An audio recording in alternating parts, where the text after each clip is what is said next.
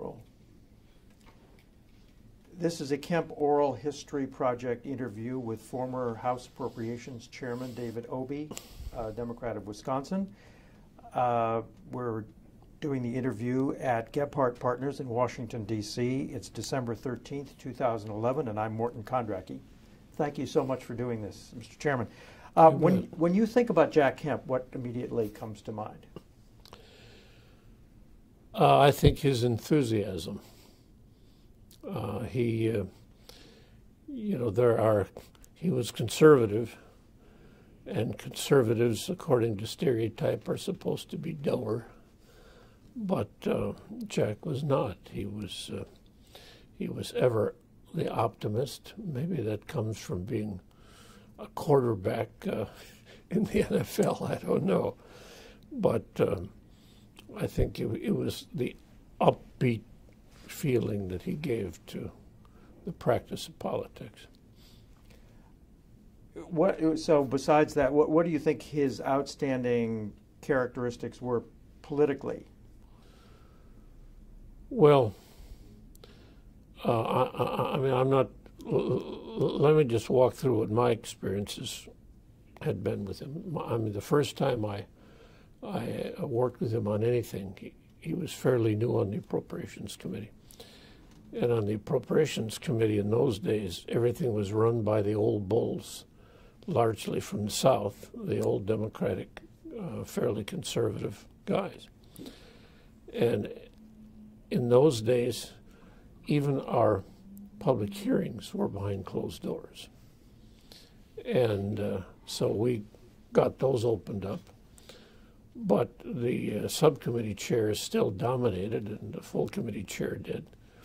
And so what I came up with the idea of trying to get every member of the committee to have an associate staffer, somebody who was on the committee payroll, but who would be hired by that individual member. And I went to Jack on it, looking for a Republican co-sponsor, and he grabbed it in a second because he recognized not only was it helpful for individual members, but the Republicans were understaffed on the committee, and by giving every member an associate staffer, they were increasing the staff firepower for the entire Republican caucus. And so he was enthusiastic and got a lot of people on his side of the aisle to support it. The committee establishment was very much against that happening, but when they saw that the Repubs were going to be split as well, they gave in and let it happen. Then the second time that I dealt with Jack is on Foreign Ops subcommittee. I was very lucky in my ranking members through the years, because first I had Jack, and then I had Mickey Edwards, and I had Bob Livingston, all of them certifiable conservatives, but fairly congenial to work with. Jack at that time wasn't as interested in foreign ops as some other things, because he was thinking more about his role in national politics. But he was very focused on his belief that the IMF was causing more harm than good. By the way, they were handing out austerity prescriptions to nations, especially in Latin America. And there, I shared Jack's view that the IMF recommendations were a mite off, but where we differed is that Jack took it to the next step and said, let's not fund them. And my attitude was, let's try to get them to change their prescription. Probably both of us were naive in thinking that was likely to happen anytime soon, although the IMF has now, modified its approach to a considerable degree. So there again, Jack was. That's the only time I ever saw Jack, I think, become very impatient with something. He was just very impatient with the IMF and didn't think it was worth dealing with. And how did he express his impatience? Just, oh, it's not worth dealing with. Not worth dealing with. Give up on those guys.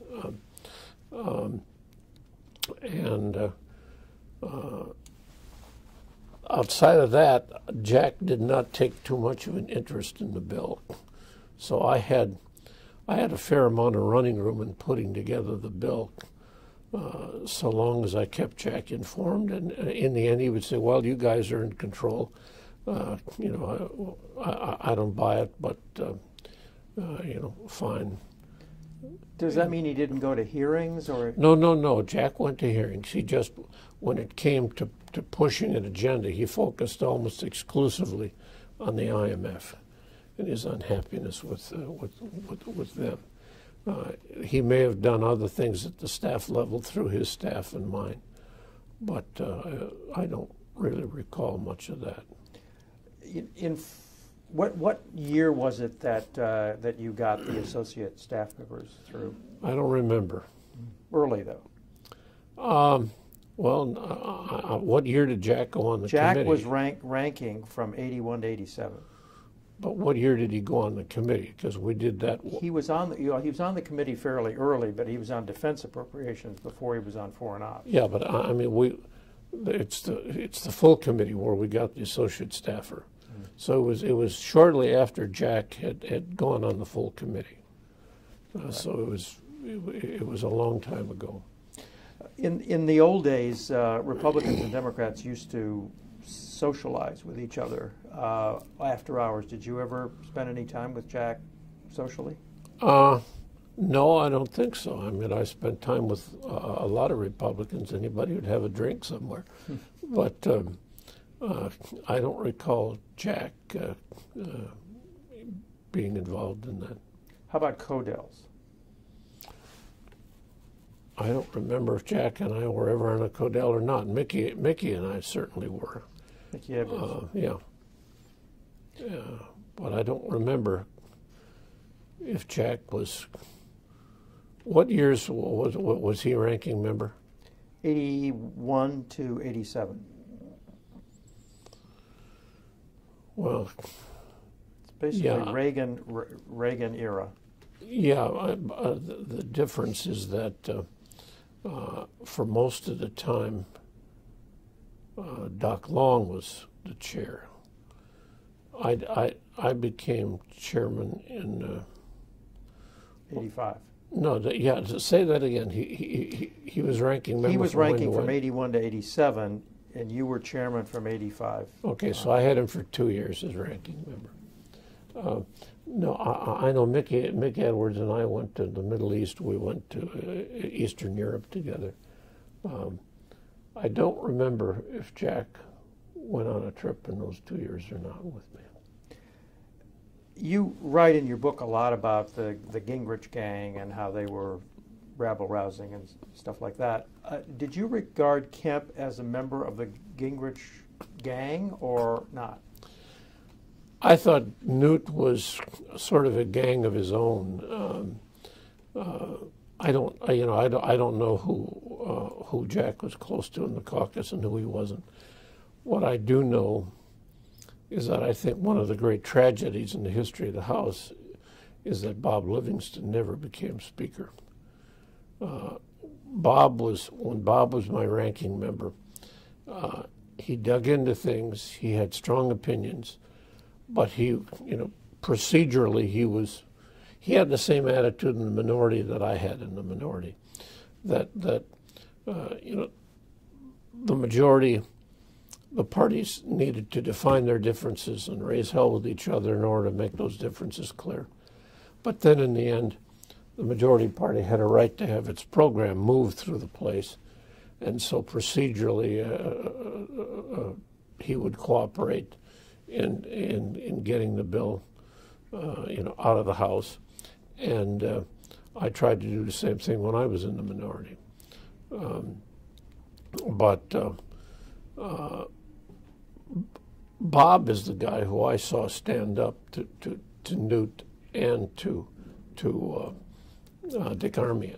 I don't remember what bill it was, but I remember we were in the middle of a markup, and I was sitting next to Bob, and after he became full committee chairman, and he was on the phone with either Armey or Gingrich. I've forgotten who it was. And Livingston finally said, "Look, God damn it, that's just nuts, and I'm not going to do it." And he slammed the phone down.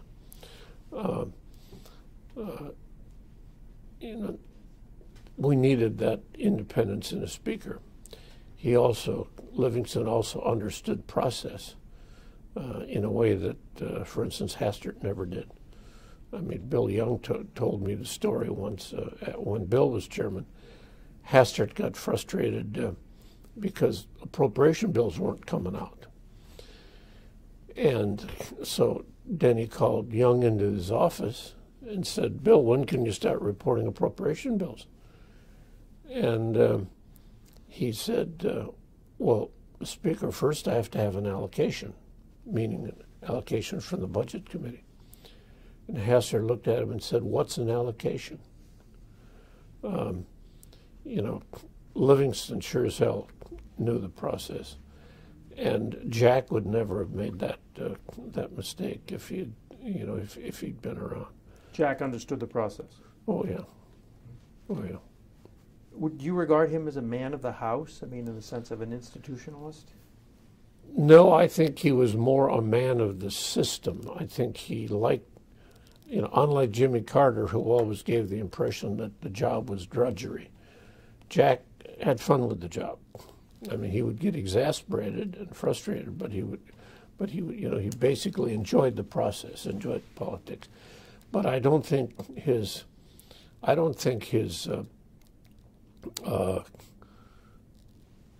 the warmth of his loyalty was focused on the House. I think it was on the Republican Party and on ideas. I mean, I think Jack and Newt both shared one quality, which is that they were always terribly excited about the last book that they had read, even if that book had been counter to the one they'd read before.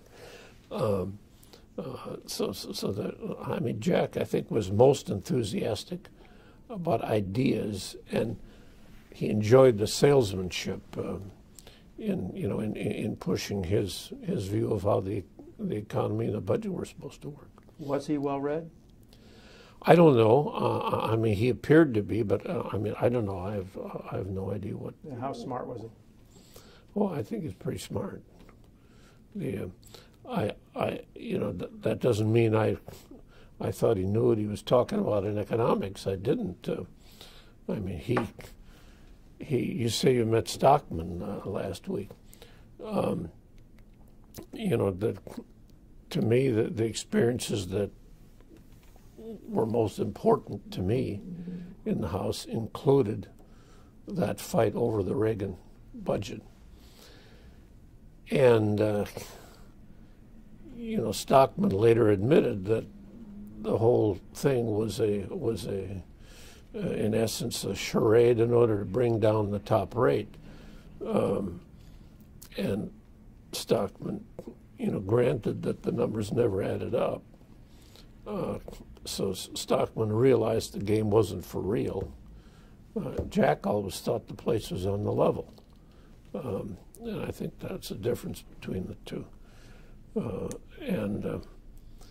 Like the IMF, Jack was not one of these conservatives who said, "Thou must have a balanced budget year after year after year." That's economically nuts, and he knew that. But Jack then, I thought, went off the deep end, because it then became almost deficits really aren't going to occur. I think Jack thought in economic terms like he was permanent president of an optimist club. And he just never fully appreciated that the numbers didn't add up.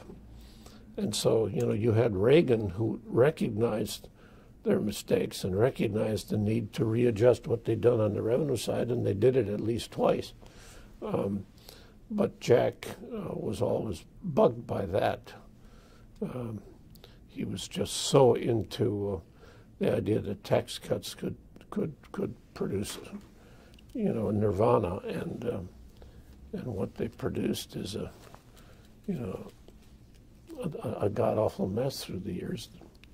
But if Jack had stopped 2/3 of the way, and if he had focused on explaining to Republicans that balanced budget in a year when the economy is sagging is not only is it not good medicine, it ain't achievable. He would have then been right on, in my view.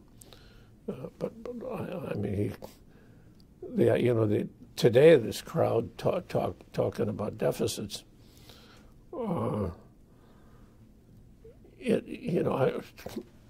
It's hard to convince these Tea Party types that deficits should be accepted under some circumstances, and they don't believe that you can't cut your way to balance. I mean, when Carter was president, you had Volcker walk into his office and say, "Mr. President, we got a hell of a problem. You're going to have a deficit of $35 billion. So you got to cut," I think he said, $13 billion or so from the budget to stabilize the market concerns. So we sat in Bob Byrd's office for 3 weeks going around the table for every account in the budget except defense. And we would go through option papers and cut a nickel here and cut a nickel there. And in the end, we wound up with $16 billion in cuts, passed it, and lo and behold, the economy didn't produce a $35 billion deficit. It produced a $70 billion deficit because the economy went to hell. I mean, Jack understood that dynamic. Most Republicans didn't. But then Jack I always felt that Jack got snookered by his own enthusiasm into being much more willing to just say to hell with it, cut taxes and everything will be all right, and underplaying what the deficits would mean long term.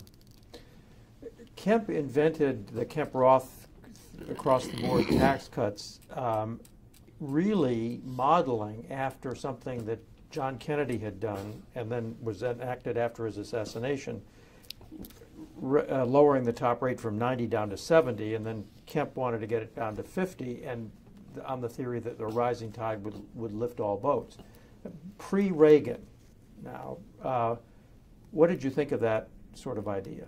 I know that you fought it when it came up to Reagan. I didn't think much of it at all. I mean, I think that anybody who wants to understand the connection between budget deficits and tax cuts and the economy should look at the summary that they had last night on McNeil there, because what in the end what that summary showed is that you cannot demonstrate that lower tax rates have either or have not had an impact on economic growth. The same thing isn't true in all circumstances, and so to me the problem you have in economics is that people don't listen to Eric Sevareid, who said once that the most important quality to have was the courage of one's doubts in an age of dangerous certainties, and that's what I thought was missing from Jack's evaluation of what was going on. But I mean, at the time, we had what we called OUR, Obie-Udall Royce, alternative to their budget and tax package. That was the 81 alternative. In 81, yeah. So do you remember what the debate was like on when you brought up? Well, what happened is that we left town thinking that Jim Jones had the votes on the budget committee for his budget. But what the Reagan administration did is simply, over the next week or so, they simply re-estimated the budgets using a different set of economic assumptions, and that made it look like theirs was better on the deficit than Jones was. So I remember when Dick Bowling put that budget process together, he said to me, he said, this will never work if the party leaders don't take these numbers seriously. He said, that and he was confident that there would be honest accounting because he thought both parties would keep the other party honest.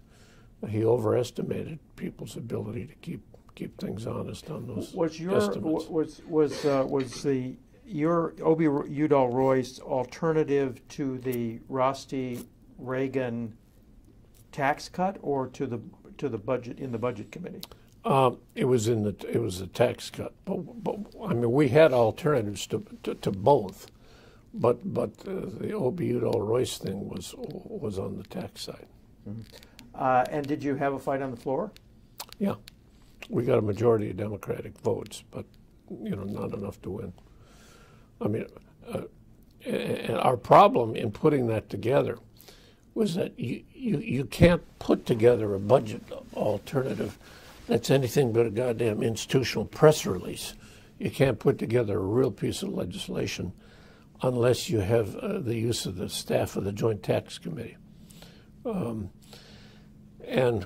Danny Rostenkowski wasn't about to let us have that access. So Dick Gephardt worked under the table to give us that access so that we could put together that alternative, because while Dick voted for he voted for Rostenkowski, and then in the end he voted for the Reagan stuff. But he thought it ought to be changed, and so he helped us to get access to that staff. Did you ever have a philosophical discussion with Kemp about Keynesianism versus supply side?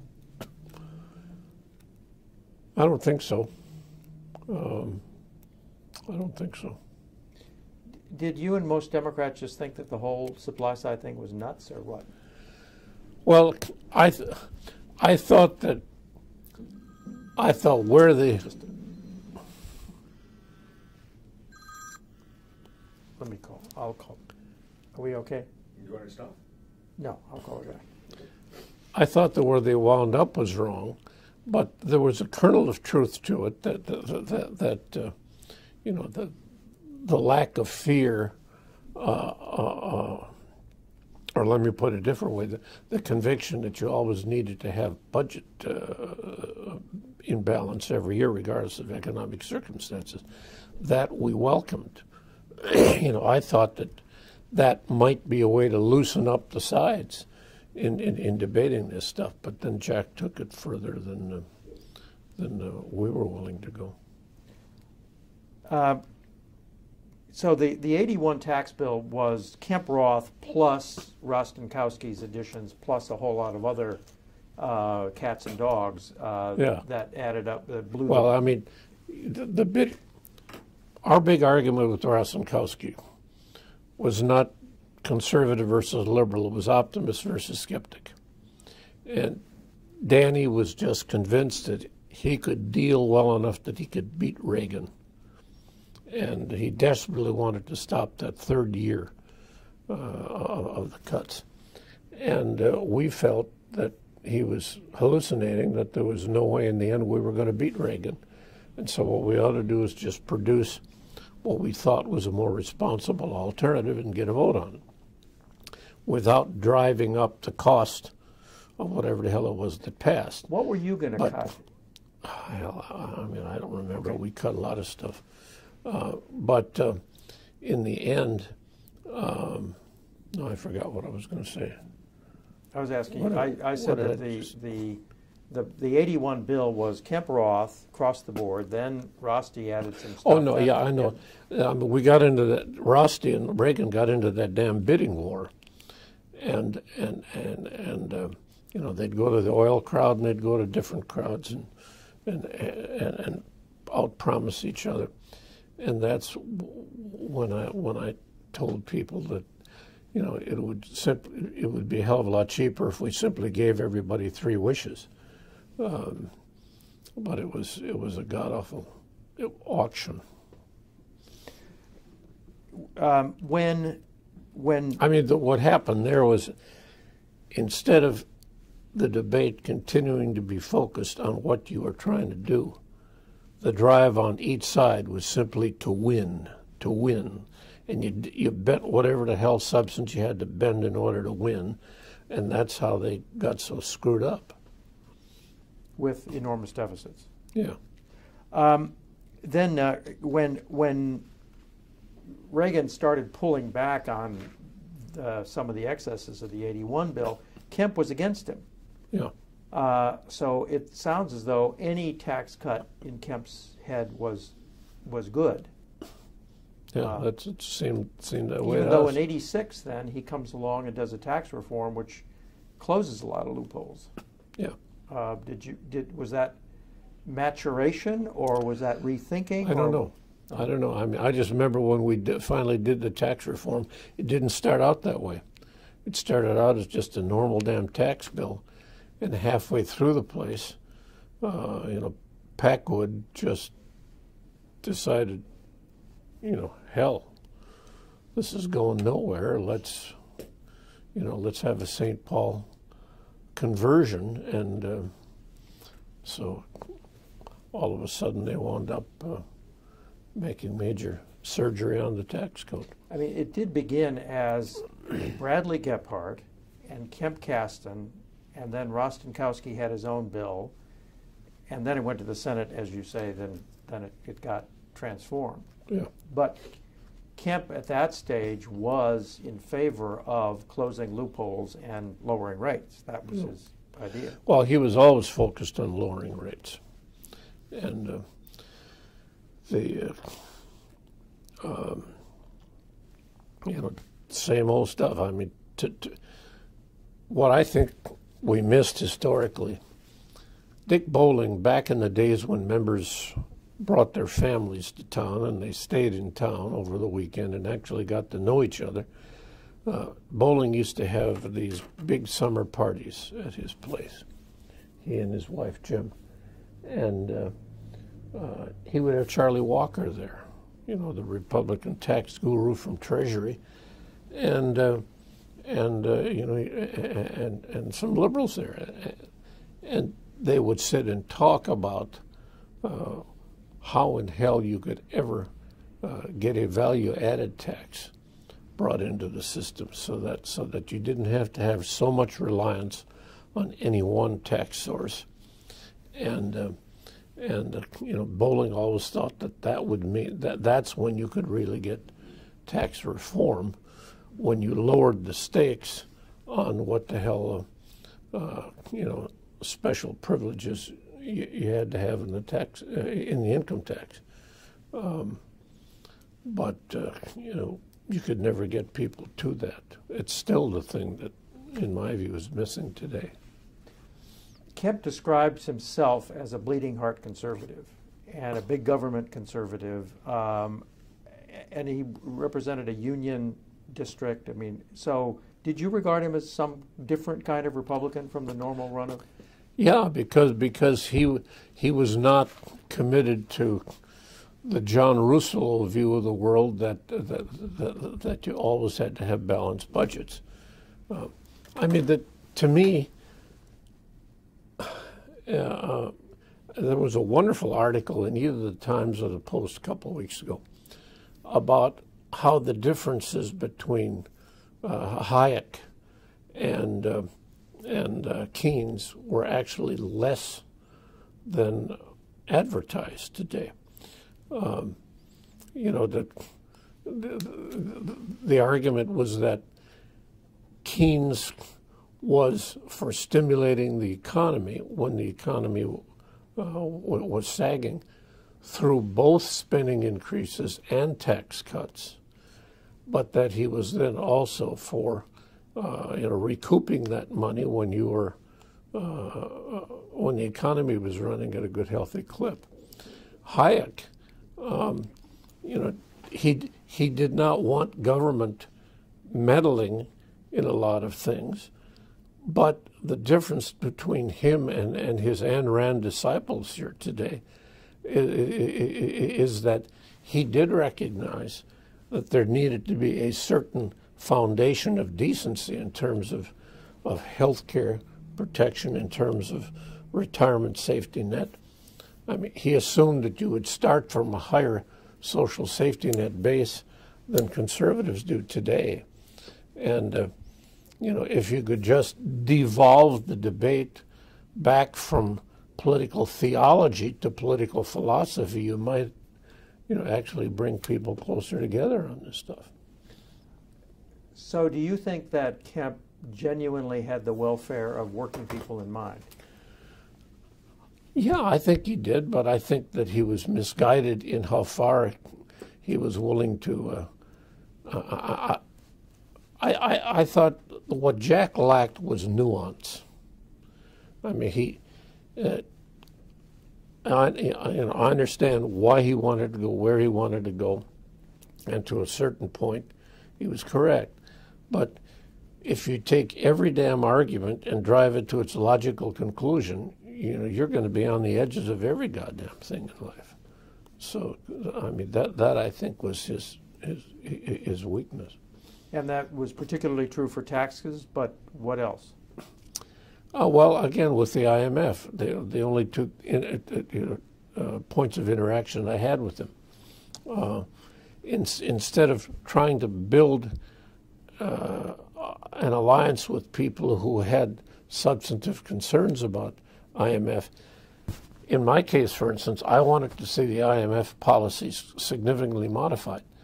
But the way Jack pushed it, I had to wind up spending all of my time defending the existence of the damn IMF rather than being able to, try to create pressure to push them into changing or modifying their approaches. Mm-hmm. Just one last thing about Reaganomics. The defenders of Reaganomics, Bob Bartley of the Wall Street Journal wrote this book called 7 Fat Years, and they all think that what they did was they conquered inflation, they did away with bracket creep, they triggered a great growth spurt in the economy that as a result of supply-side economics. What's your evaluation of the?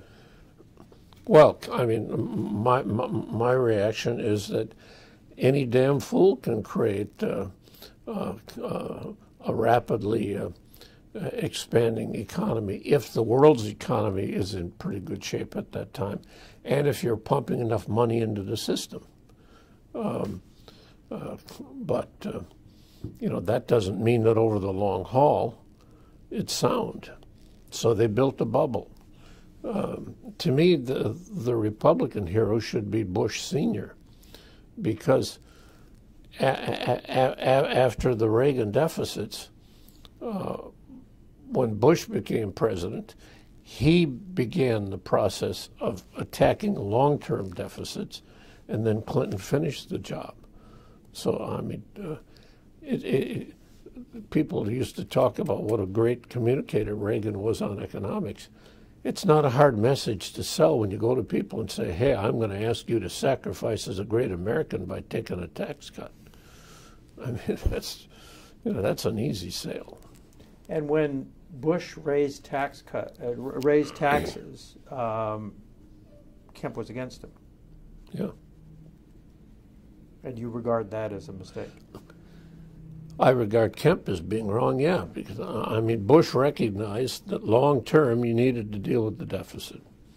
And so at Andrews Air Force Base, you got a deal. And it went down the first time. Gingrich led the effort to bring it down the first time on the Republican side, and George Miller and I led the effort on the House side for opposite reasons.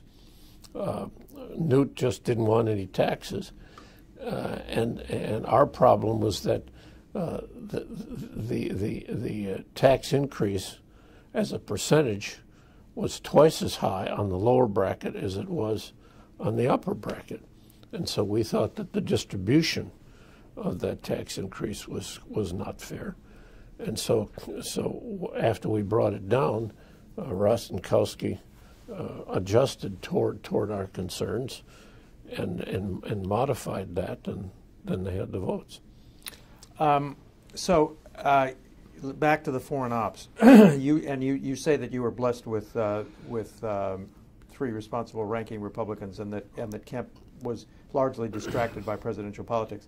His staff says that the way he did it was that he didn't go line by line. They did through the budget, but that he intervened on issues he cared about, like the Contras or Israel or IMF, that kind of stuff. Oh, no, IMF was his biggest focus. He was strongly in support of Israel. And I mean, the Contras, hell yes, virtually all the Republicans were for the Contras, and 2/3 of the Democrats were against them. You recount a White House cabinet meeting where Reagan turns things over. Turns things over to Kemp, and he defends his policies, and then turns to you, and you say, "I have no intention of supporting any of this that you're in favor of." What before Kemp turned to you? What exactly was he doing at that meeting? Do you have any recollection? Well, I think it was a Memorial Day. It was after the Memorial Day, after we returned after Memorial Day. Yeah. And I mean, I had been in so many arguments with the Reagan people that I just was determined in that meeting not to say a goddamn word. I was just going to shut up and be a good boy. And but Jack finally turned to me and she said, "Well, Dave, we haven't heard from you. What do you have to say?" So that's when I told Reagan what I thought of his bill and what he was saying about what we wanted to do on the overall budget. And what did Kemp? Reagan turns the meeting over to Kemp, and then what did Kemp do? He just went around the table asking people for their comments. Okay. I mean, normally the president does that, but Reagan came in, sat down at the place. He had his cards there. He started to read the first card, and finally just put him down and said, "Oh, Jack, this is your meeting. Why don't you take over?" So Kemp walks around the world and explains what he just asked different members around the table. He just chaired the meeting, in other words. Okay. There's this University of Michigan book about foreign aid, and it says, in the mid-1980s, Foreign Operations Chairman David Obey, though personally a believer in foreign economic aid, pushed for cuts so that the administration would suffer for its refusal to raise taxes. That's not. Wait a minute, let me just finish. Partisanship was exacerbated by personal and political clashes between Obey and ranking member Jack Kemp. Well, we had political clashes because we didn't, as you say, we didn't agree on the IMF, we didn't agree on the Contras, and we certainly didn't agree on economic policy. But, I mean, when I took over the chairmanship, I had a Foreign Service staffer by the name of Jim Cheek, who later became our ambassador to Argentina. And Cheek staffed me in my personal office on this stuff. And when I became chairman, he told me, he said, the number one thing you've got to do is get control of the process. Once you control the process, you'll be able to really move substance.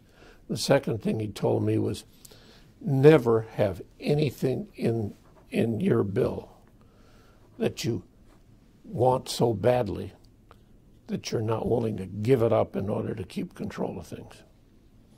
and that's what I tracked. But what we did by our bills on foreign aid, you can't win politically if we wanted more economic assistance, not economic support fund, but we wanted more food aid, more environmental aid. Bob Caston and I, Bob was running the Senate committee for a good piece of that time, and he also wanted a focus on conservation and environment. And so, you couldn't get the administration in an age of budget limits to raise the amount of money they were providing for economic aid. So I decided that the only way I could get them to support increases was if I cut the things they wanted in the bill. So when you cut the military aid, you then gain leverage in negotiations, so that in the end, in order for them to get more of what they wanted on the military side, they would give more on the economic side. That was the trade-off. The fact that we just differed on the domestic stuff was a sidebar. But I would tell the administration, look at you want. Before I became chairman, for either 8 or 9 of the previous 10 years, we hadn't been able to pass a separate foreign aid bill, and I wanted to change that.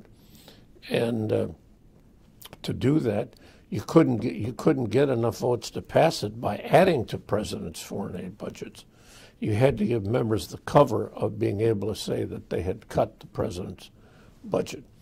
And so, when the Reagan people would bitch about that, I would say, hey, guys, if you were, I gave a speech to the Council on Foreign Relations, and people asked, well, how do we increase public support for foreign aid? And my response was, look at, Harry Truman wasn't able to pass the Marshall Plan because the country swooned at his arguments on how important the Marshall Plan was.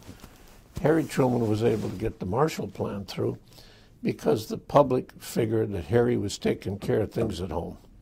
And so foreign aid was one of the grace notes that people followed or swallowed, but that they wouldn't have swallowed if things were going to hell in a handbasket at home. And my point to the White House is simply, hey, you think we can sell cutting education and cutting health care and cutting worker protection and OSHA at the same time that we're increasing foreign aid? You're nuts. I'm not going to bring a bill like that to the floor. I'll have my ass handed to me. So what role did Kemp play in all this? You're talking to the administration, but what is he saying to you? Not much. We basically,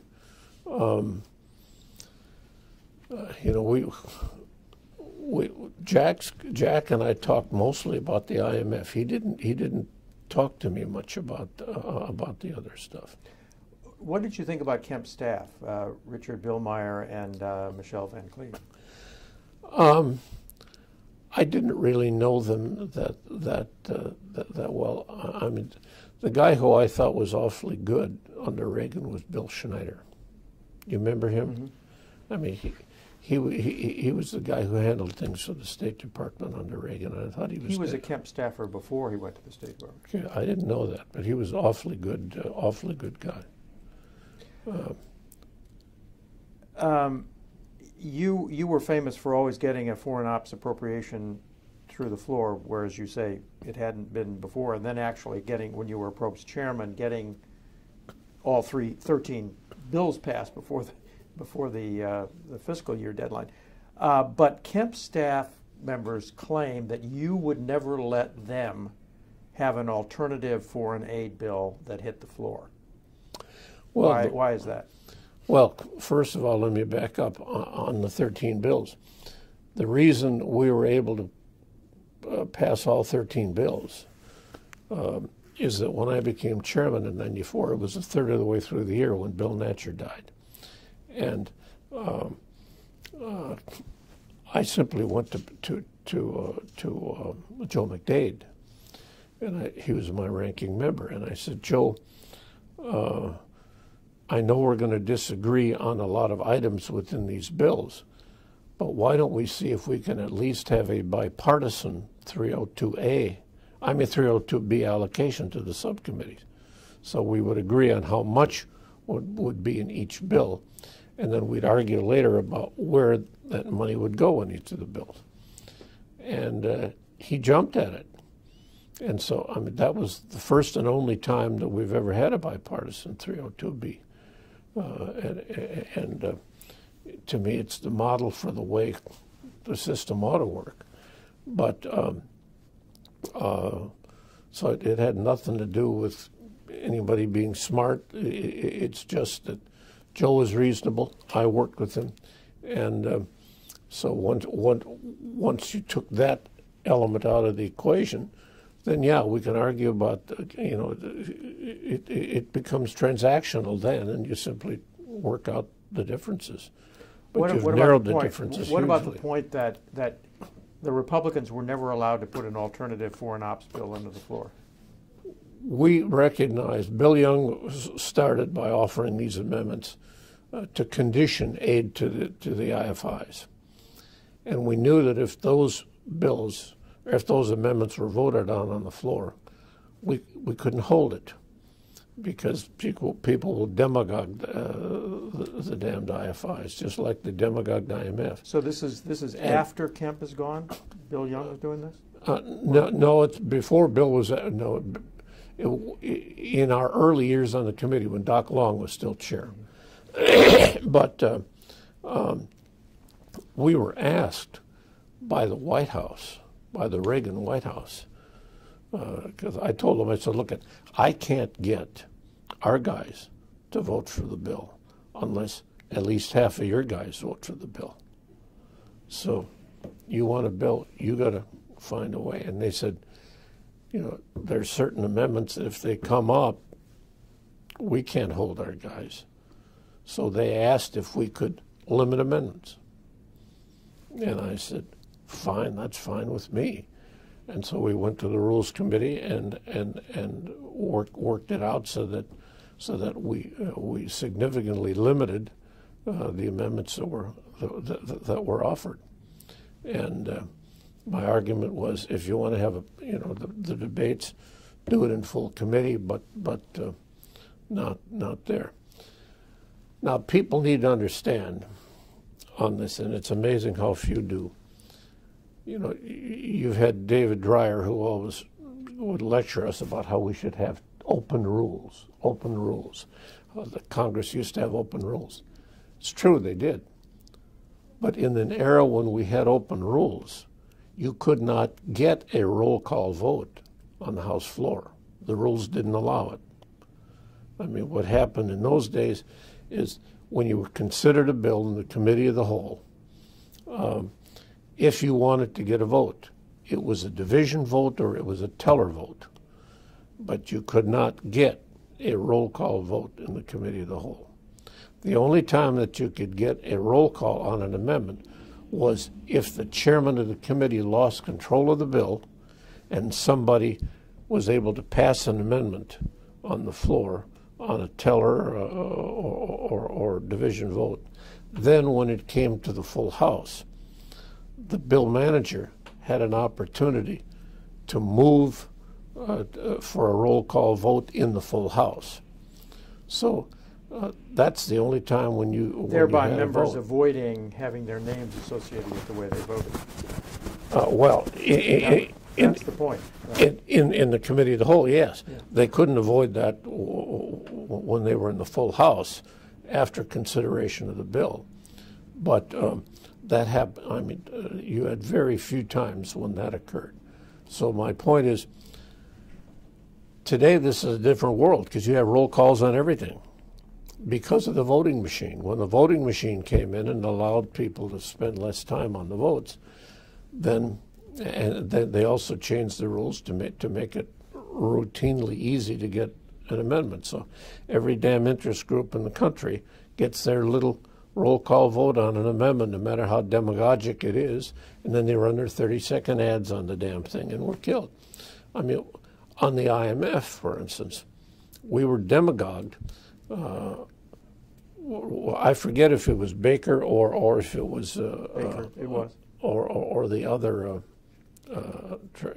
Treasury Secretary. It was Baker who wanted to expand the IMF funding. But who's the other Secretary of the Treasury? Staff Chief Reagan, Don Reagan. I forget which one of them was Treasury Secretary when this happened, but the White House asked us to vote for the IMF expansion, and we did.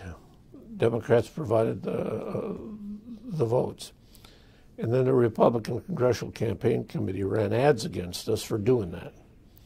And that's when I went to them the next year, and when they did the same damn thing. And when Jack cast the vote no, then I had voted aye for the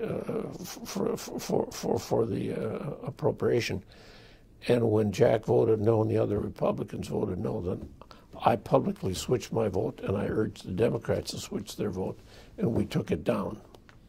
And that's when I said to the White House, I'll be goddamned if I'm going to bring up a bill unless you guys give us in writing a request to do it. They wouldn't give us a letter from Reagan. The most they would do is a letter from the Secretary of the Treasury, and I said, that doesn't buy you a damn thing. So I mean, that's... Well, what finally happened? That was the tone when they realized we were gonna bring down the thing. Then they got off their butts and worked hard enough to get enough Republican votes to give us some running room. But, so you say in your book the worst example of Republican irresponsibility in dealing with the aid bill was their lack of support for the funding of IMF, the World Bank, and International Development Association. So you regard that on Kemp's part as being irresponsible? I regarded, no, I was talking about the administration. I regarded the White House position as outrageous when they were asking for the money but would not have Reagan sign a damn letter asking for it. It was clear that they wanted to feel free to continue to kick the hell out of us for doing something that they wanted us to do, but which they knew damn well was unpopular. So with those kind of games, that's why we said, if we don't limit the kind of amendments that you can offer on the floor, you'll never pass the damn thing. And then the White House will bitch at us for not being able to pass the bills. So in the case of the Baker comes up finally. This is after, I guess this is that year when you made that threat and pulled the bill down.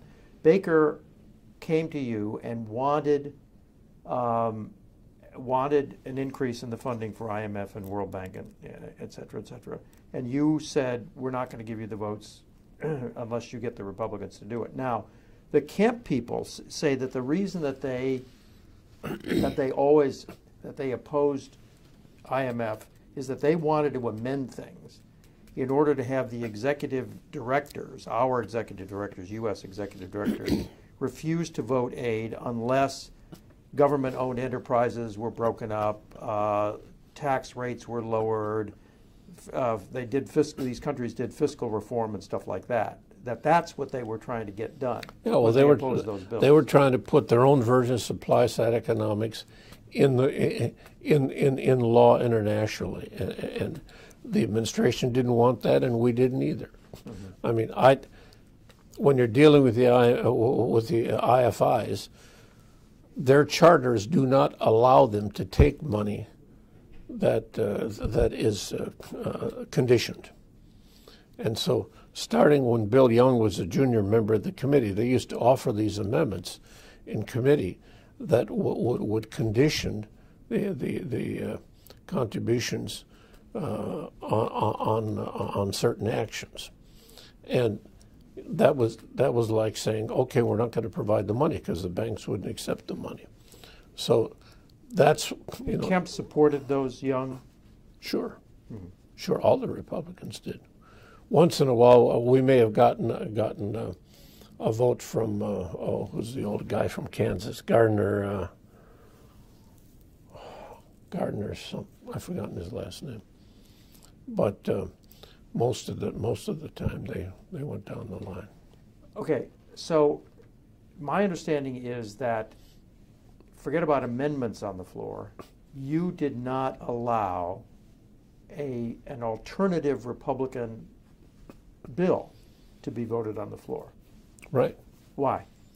For the reasons I just recited, because you had no control over what kind of demagogic items they would put in the damn bill. And they would always have a hooker.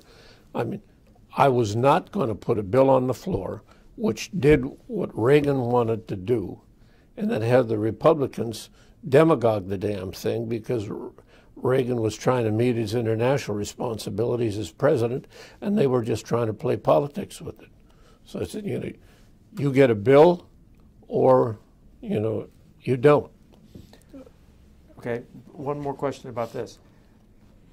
Here's what Kemp's staff says about this maneuver where you say that by refusing to vote for the bill that you got the administration to convince enough Republicans to pass the bill. Kemp's people say that they were trying to get the administration to change the bill to tighten up on the IMF, to impose some of these free market standards. Yeah. And that Kemp went to the administration and said, listen, Obie's not going to vote for this bill. So you change the bill and then we'll vote for the bill, and then Obie will vote for the bill. Do you remember any of this? I don't remember it, but I mean, did the bill come through with more free market stuff in it when you finally voted for it? I really don't remember the details of this. I mean, what I was not for is putting Jack Kemp's economic philosophy in the law of the land and applying it to other countries. I mean, we didn't believe that lower marginal tax rates was the best route for some of these third world countries. We thought adequate levels of services was more important, and in most of those societies, especially the Central American societies, the economic elite was already getting away with murder, and we were damned if we were going to create a virtual tax-free society for those bastards. So I mean my attitude was Jack wasn't Secretary of State, and I wasn't Secretary of State, and we weren't trying to limit. My attitude was, if you want to impact the international financial institutions, persuade the administration to take a different approach with those institutions, but don't try to define IMF policy or World Bank policy from the floor of the House of Representatives, because it'll always be the lowest common denominator, and it will always be overly simplistic. I mean, when I became chairman, the same time that Gorbachev came to power, and when Eastern Europe, broke away from the Soviet Union, we had a huge question of how the hell you help those Eastern European countries convert from a centrally directed Marxist economy to a free market democracies. And so Larry Eagleburger, the Bush administration, came in with a very inadequate response in terms of money. And everybody knew it had to be increased. And Eagleburger came to us and said, look, we don't really know what we're doing. This is all uncharted territory, so, do us a favor. Give us as much flexibility as possible. And then a year from now, if we've screwed things up, kick our ass off. And so that's essentially what we did. We put in some modest limitations to try to, make people in the committee comfortable, but essentially tried to leave it so that Bush had an opportunity to respond to whatever the hell was popping up. The only change that we made is we about doubled the money that they made available to them. And then we ran into a problem where when we ran into Polish debt forgiveness issue. And I think this was after when Mickey was the ranking member. But our problem was that if we didn't get the administration to get East European commercial banks to forgive that debt, then every damn dollar we would appropriate to Poland, for instance, would simply be recycled to a West European commercial bank. And we weren't about to finance that operation. And so there, we simply told the administration we would not approve a dime for the creation of this new East European Development Bank unless they got the commercial banks to forgive that. Yeah, because we were already forgiving ours on this side of the ocean, and that's when Mulford, in the end, negotiated that and got those European banks to belly up to the bar. Okay, let's go to Central America. What do you have on El Salvador, for example? There was an elected government, and they were being attacked by guerrillas, but there were also death squads. Did you ever have a fight with Kemp about what to do about military aid to El Salvador? I don't remember if we did or not. I mean, I understand Dobison, who was the leader of the right-wing death squad operation, the way Dobison used to target people for assassination is to go on television and denounce them by name.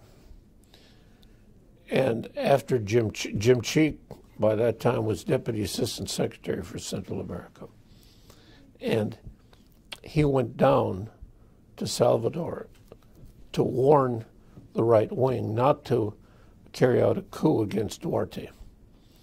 And he said, if you do, we'll cut off your aid. So Dobison went on television and denounced Cheek by name. And that's when people said, you got to get him the hell out of the country because these crazy bastards will do it. So that was the atmosphere that we were working with when we were dealing with Salvador. And but Reagan wanted military aid to El Salvador, right? And do you remember what Kemp was in favor of that? I think. I'm sure he was, but I don't remember anything about Jack on it. Okay, and on Nicaragua, he was pro-Contra. Yeah. You were anti-Contra. You were against aid to the Contra. Do you remember any fights about that? Not with him. The fight I remember was with Ted Stevens. I mean, that was. You don't have to. You don't have to recount that. But the on the Dear Comandante letter, when the Democrats, you wrote a letter at Jim Wright's request, I believe. No, Jim wrote the letter. Jim wrote the letter to Daniel Ortega and said, have elections. Yeah. Right, in effect. And you got attacked by Republicans. Yeah, we thought, what Jim thought and what we thought is that having people who were opposed to aid to the Contras send a letter to the Marxist government saying you ought to have elections, we thought that would get their attention because it wasn't their traditional enemies who were saying that. It was the people who supposedly were their allies. And so we took a step which we thought was going to buttress the administration's case with the Sandinistas, and instead they kicked our ass off for it. Right. You said that you were attacked by, quote, a cadre of Republican right-wing House members led by Newt Gingrich and also Bob Walker. Kemp? I don't remember if Jack ever gave one of those speeches or not. I don't think so. But I mean, the language that Gingrich used and Walker used, it's well, we came here to defend our country, implying that we came here to defend somebody else's country. It was just, McCarthyism, sly McCarthyist attacks on the Democrats. But Kemp, you don't remember? I don't think Jack participated in that. I wouldn't swear to it. I have to go back and look at the record, but I don't think so. Do you know anything about Kemp's involvement with Ollie North? No. No. Okay. In 1985, Kemp and Bob Caston passed an amendment denying U.S. funds to international programs participating in coercive abortions or involuntary sterilization. It was directed at China. China's one-child policy, denying funds to the United Nations Population Fund. Do you remember that fight? There were 2 or 3 different iterations of that fight. I don't remember exactly, what the formulation was each time. I do know that I was caught in the middle because I believed that the Chinese policy was coercive, and so that's when we produced the formulation that said that whatever amount the UN Pop gave to China, we were going to deduct that amount from the amount of money we appropriated to them. Because I thought people who said that the Chinese policy was not coercive were naive. So you basically agreed with Kemp on that?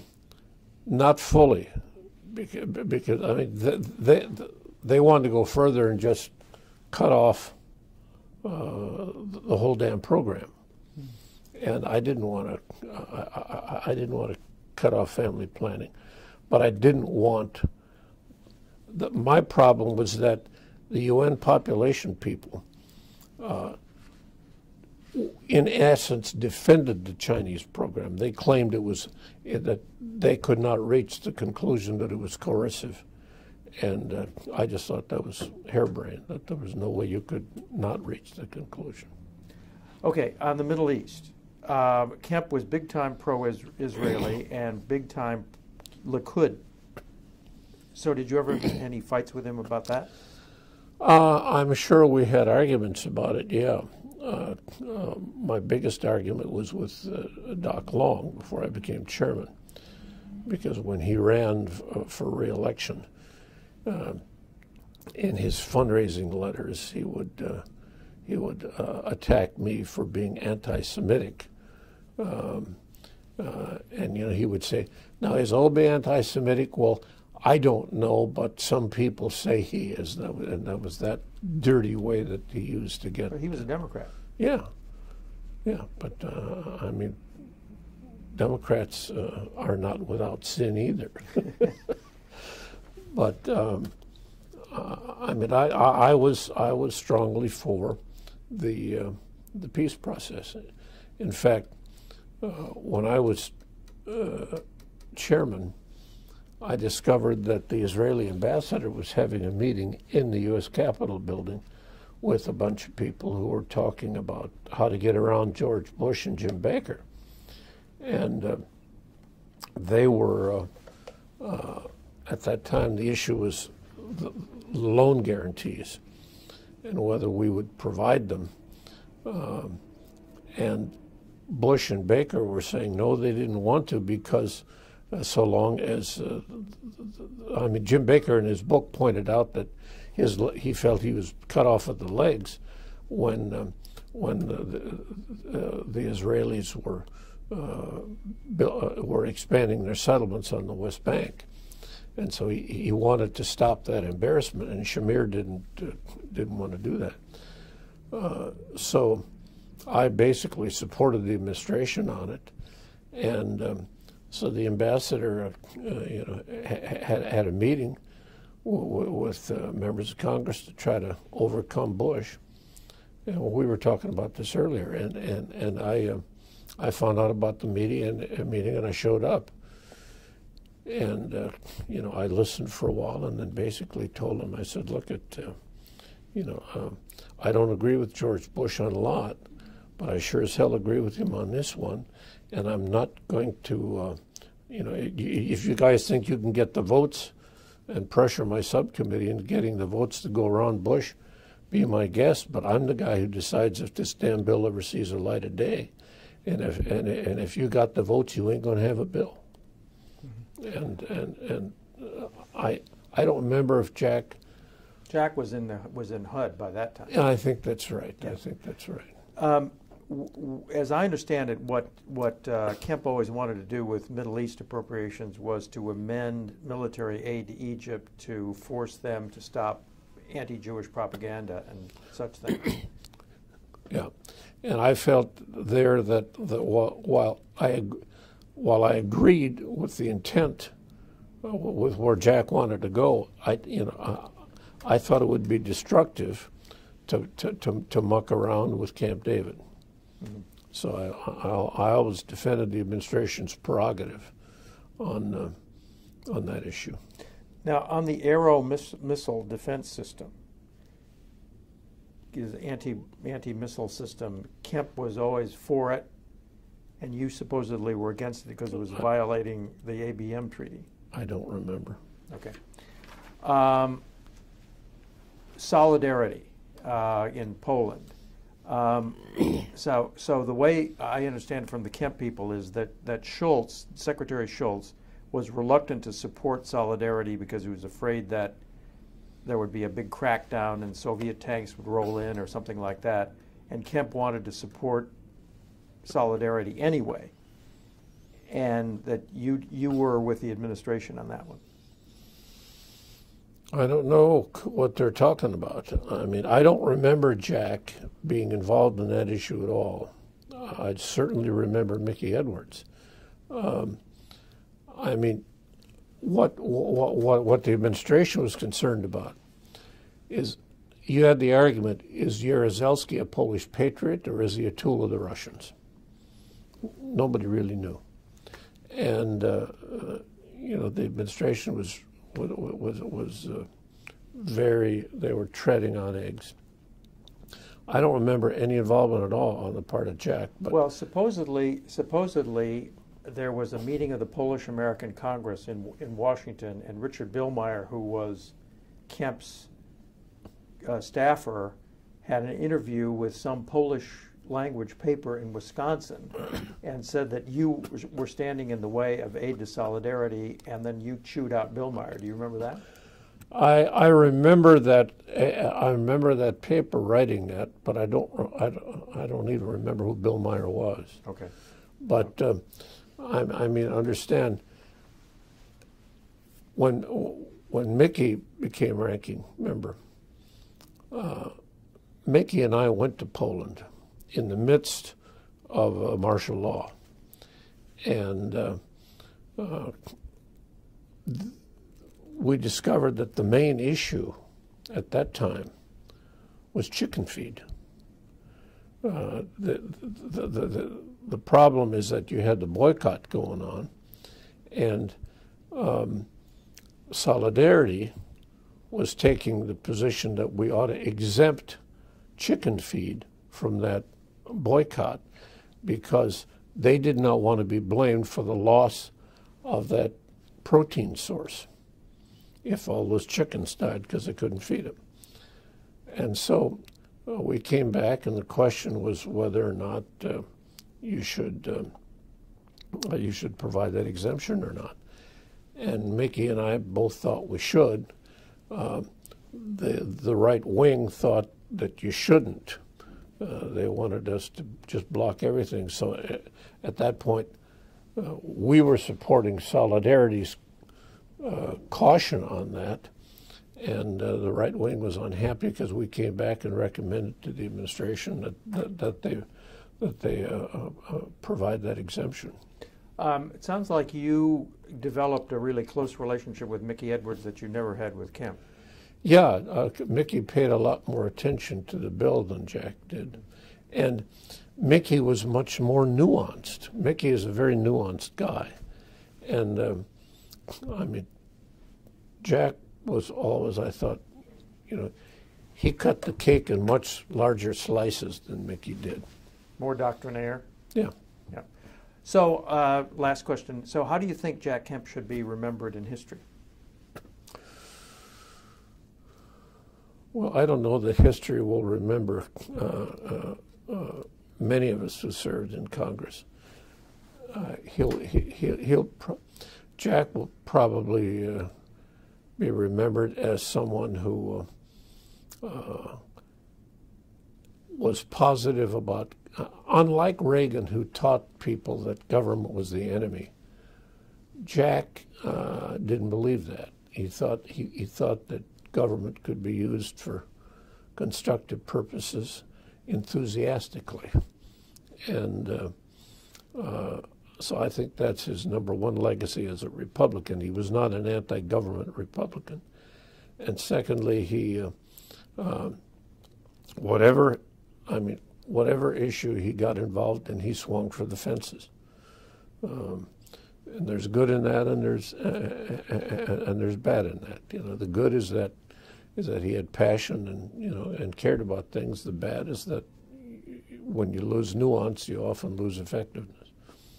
But he was basically a good-hearted person trying to do the right thing with a tool that he didn't think was dirty like the Tea Party types do today. Great. Thank you so much for doing this. I appreciate it. You bet.